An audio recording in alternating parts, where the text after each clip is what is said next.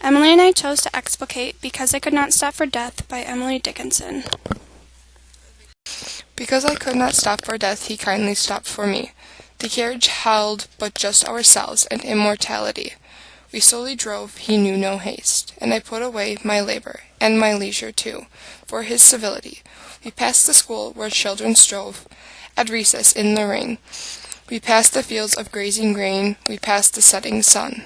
Or rather, he passed us. The dews grew quivering and chill, for only gossamer my gown, my tippet only tulle. We paused before a house that seemed a swelling of the ground. The roof was scarcely visible, the cornice but a mound. Since then 'tis centuries, and yet each feels shorter than the day I first surmised the horses' heads were toward eternity. In this poem, Dickinson's speaker is communicating from beyond the grave, describing her journey with death, personified from life to afterlife. In the opening stanza, the speaker is too busy for death, because I could not stop for death. So death kindly takes the time to do what she cannot, and stops for her. In stanza 5, the speaker says he knew no haste, which the speaker conveys that she is not ready to die. The speaker was too busy to think about death and accept what was going to soon happen. The speaker describes her journeys to death so vividly, to the time she got chilly, what the grave looked like, and especially remembers the feeling she got when she looked at those horse heads. Centuries have now passed, and the speaker reflects on her journey to death, so calm and content. The speaker realizes that death cannot wait. The tone of the poem is very light-hearted and expecting. Although many think death is a tragic event, Dickinson makes death seem like something not to fear. The speaker tells her journey as if it were like any other day. The speaker takes a leisurely ride as she passes memories of her life. The speaker wanted to convey that death is something that occurs to everyone, that you will know when it is your turn to say goodbye. Dickinson uses words such as kindly and civility to set the reader's mind at ease.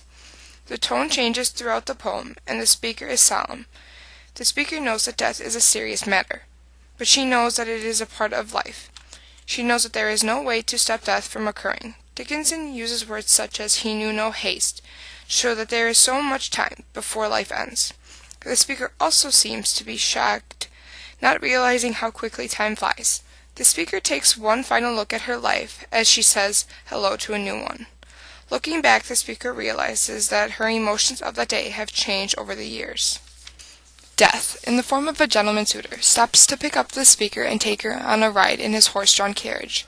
They move along slowly as they look back on her memories. They stop at what will be her burial ground, marked with a small headstone.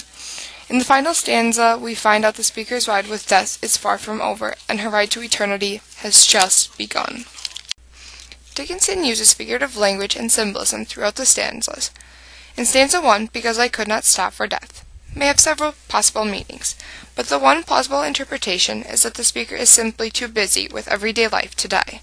Death itself comes to take the woman. Dickinson uses personification to represent death as a duplicated gentleman suitor who kindly calls upon her to ride in the carriage with him. This is very different from how death is usually portrayed. Death is presented as a gracious man who the speaker is not afraid of. The speaker is more than willing to go with death.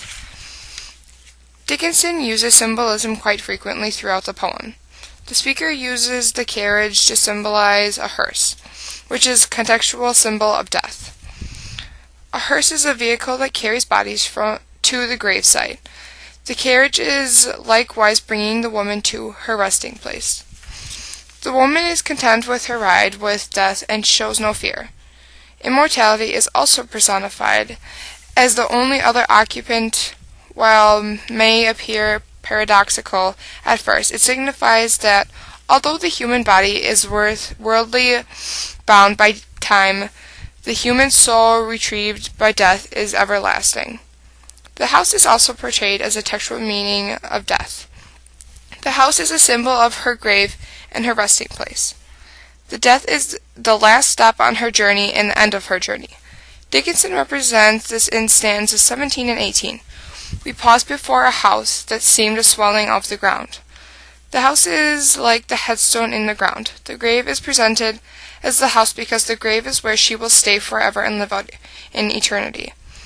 The poem slowly comes to an end as she explains to the reader that she died centuries ago. The reader is put in an entirely different mindset as Dickinson conveys true meaning. Because I Could Not Stop for Death is an example of lyric poetry. Lyric poetry focuses on the deep feelings or emotions of the poet rather than telling a story. It has a certain musical rhythm to it. The poem has a total of 24 lines and is divided into quatrains, which are stanzas of 4 lines each. In each stanza, Dickinson alternates between lines of 8 syllables on the first and third lines of the quatrain, and the second and fourth stanzas are 6 syllables long. By keeping the 8-6-8-6 syllable pattern, Dickinson establishes her rhythm. Her alternating use of iambic tetrameter and iambic trimeter gives the poem rhythm and rhyme. The poem is in stanzaic form because the stanzas have 4 lines each and have a consistent rhyme scheme. Assonance is the repetition at close intervals of the vowel sounds of accented syllables or important words. We found the use of assonance in the second stanza, lines 5 through 8. In the word haste, had, away, and labor, they all have long A's. Also, in the third stanza, in line 3, we pass the fields of gazing grain. Gazing and grain both have long A's. And in the fourth stanza, line 3, for only gossamer my gown. Gossamer and gown both have the same vowel sound. Alliteration is the repetition at close intervals of the initial consonant sounds of accented syllables or important words. We found alliteration throughout the poem. For example, in stanza 1, lines 2 and 3, kindly and carriage both have the same initial consonant sounds.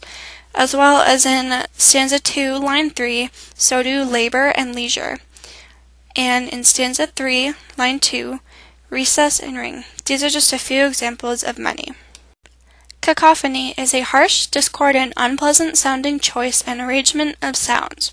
We found cacophony used in stanza 4, line 2. It reads, the dews draw quivering and chill. This sounds unpleasant because of the 2 D's next to each other, dews and drew, and then coming right after it, quivering and chill. In stanza 5, line 3, it reads, the roof was scarcely visible. There is a hard C right after the S, and also the V and visible. They both make hard, unpleasant sounds.